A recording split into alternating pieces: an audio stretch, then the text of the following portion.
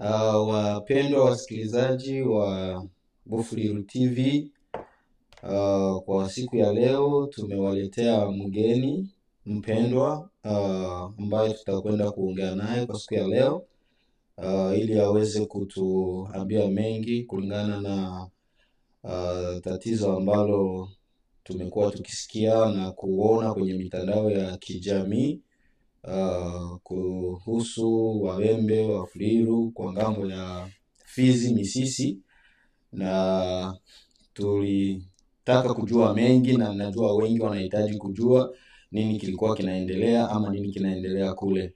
Lakini kwa siku ya leo tumewaletea mtu muhimu ambaye atakwenda kutuwekea barabara nini kinaendelea kule na hali iko namna gani. Nitakwenda kumwalika mgeni wetu aweze kujitambulisha kwenye wasikilizaji wetu ili waweze kumjua.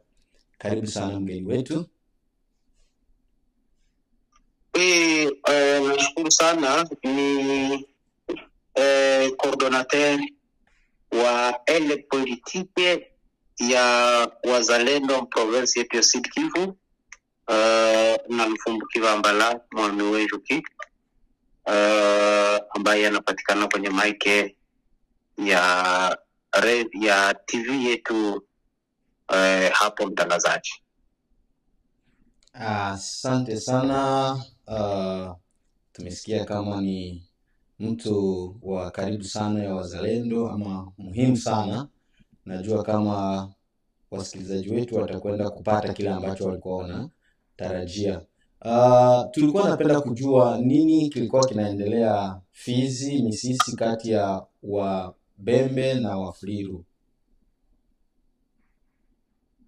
Bwana mtangazaji, hapa kukua shida kati ya Wabembe na Wafuliru, lakini palikuwa mzozo kati ya wazalendo wa SNPCC na FABB.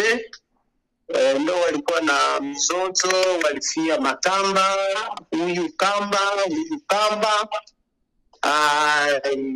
Ndio ilikuwa tatizo, na ikafikiria wakati walirushiana njugu na kukaonekana deja wale watu wa roho mbaya, wale wa ene wakaanza kupropage kusema ni vita ya Mfuliru na Mbembe, japokuwa haigusi hata kwenye raia, na ilikuwa tu ni kuvurugana kati ya hizo grupe mbili za wazalendo. Bwana mtangazaji, asante sana. Kwa sasa usalama kati ya SNPCC na FABB uko unasimama namna gani? Wakati tulisikia hiyo habari tulikuwa Uvira, kama province actuelle ya province yetu ya Sud Kivu. Mheshimiwa William ya Kutumba kama vile coordinateur wa ele militaire ya wazalendo province yetu ya Sud Kivu akatudepeshe haraka sana, mimi kama vile na Lufumbu Kibambala pamoja na CG porte parole wa coordination, na tukashuka moja kwa moja na delegation kubwa kuja kuangalia nini kinaendelea. Tulifika hadi Lulimba tukafanya reunion.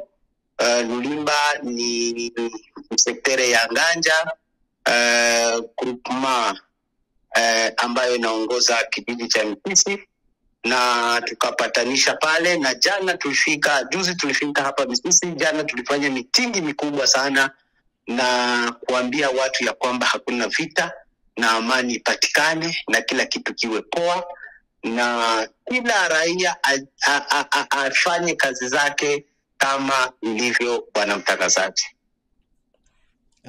asante sana. Ukiwa hapo tungeweza kukuuliza swali hili kama hutojali.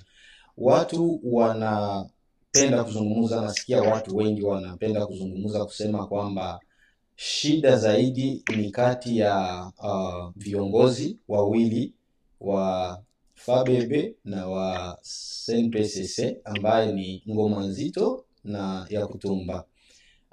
kusema kwamba watu wanashangilia sana ngoma nzito kuliko ya kutumba, na ndio shida iko hapo katikati. Kama wewe kiongozi wa wazalendo, unaweza sema nini kuhusu hilo? Bwana mtangazaji, hiyo ni uongo mtupu, na hiyo ni masemi ya watu tu, kwa sababu ukiangalia Mheshimiwa William, yeye ndiye coordinateur wa Bazalendo mu province yetu ya Sud Kivu, na haina hata kupatana ya kwamba kuko vurugu kati ya yeye ngoma nzito na mzee William ya kwamba huyu ndio anashakikiwa. Hapana, hiyo ni uongo mtupu. Daere kama walipigana ngoma nzito hakukuwa najua, maana ngoma nzito iko kulinye defro Rugezi mpaka sasa hivi, na mzee William yuko kwenye linye defro mpaka sasa hivi, na waza hiyo haina hata raporo, na mambo ya kushabikiwa hiyo ni uongo mtupu tu, ni masemi ya watu ambao wako wanataka kujomanisha. Bwana mtangazaji, kwenye meeting yenye mmefanya, sijui ni Lulimba ama Misisi, ile yenye nimeona umesema hakuna tena kamba barabarani, na kwa mtazamo wa wakaaji labda walikuwa wanafikiria kwenye zile kamba ni kwa wazalendo wanakula. Sasa kama mkitoa hizo kamba, je, wazalendo watakula namna gani, au serikali inawakulisha sasa hivi? Tulisema ya kwamba kwa kweli kamba zimekwisha, tunabaki na checkpoint ambazo ni za control, kuangalia labda kibaya, kukontrolea raia jinsi wanatembea, kwa sababu kati ya raia ndio mnaingia adui. Lakini tumehakikisha kwamba hakuna tena kamba ya kulipisha makuta, eti raia alipe makuta. Tumekataa kabisa. Najua ya kwamba tuniyapata miaka mingi tuko ndani ya pori, tuko tunapigania nchi yetu ya Kongo. Hizi makamba hazikuwepo, lakini tulikuwa tunakula na tulikuwa tunaishi. Kwa hiyo nitakwambia ya kwamba kuishi kwetu haina raporo na kamba. Kwanza hizo pesa za kamba zilikuwa zinakula wale viongozi ambao wako pale, zilikuwa zinakula watu wote. Kwa hiyo ndio maana tulisema kwamba sisi ni wateteaji wa raia, tulishika silaha juu ya kutetea udongo wetu na raia wetu. Kwa hiyo tunasema waraia wajiembakiwe mkazi zao librema, bila kuwatatiza na mambo ya kamba ya kulipa njiani. Sasa hivi unahakikishia Wafuliru, Wabembe, lakini pia province ya Sud Kivu na hata Kongo nzima kwamba sasa hivi ni amani? Ni amani. Sasa hivi tuko Misisi, tuko sisi wote na SNPCC, tuko wote Fabebe, tunatulia, tuko tunaenda tunatatua ingine tatizo kidogo ambayo ilikuwa inabaki, na alafu raia wote wameshafungua maduka, kila kitu kiko safi sokoni. Wengine wanaenda kuchimba madini, wameshapanda kwenye vilima, magari, mapikipiki, hali iko shwari sasa hivi.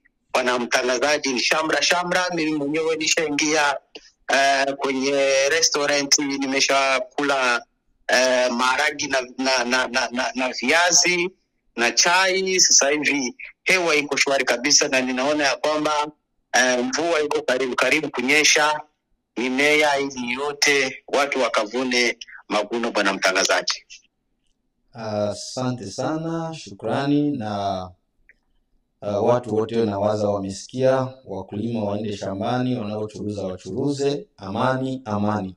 Nina maswali matatu ya uzushi ambayo iko tofauti na hayo ambayo tulikuwa nazungumzia, kama hautojali.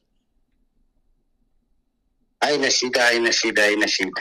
Kwanza, wakati General Gasita alikuwa Uvira, kulikuwa na vurugu nyingi pale Uvira, na kuna wengi wa Kinyamulenge ambao walikuwa wanaongea kusema kwamba wewe ulisema bora General Masunzu kuliko Gasita, kwa sababu General Gasita aliweza kuwapatia wazalendo bunduki wakati anakimbia kutoka Bukavu kujielekeza sijui Kisangani,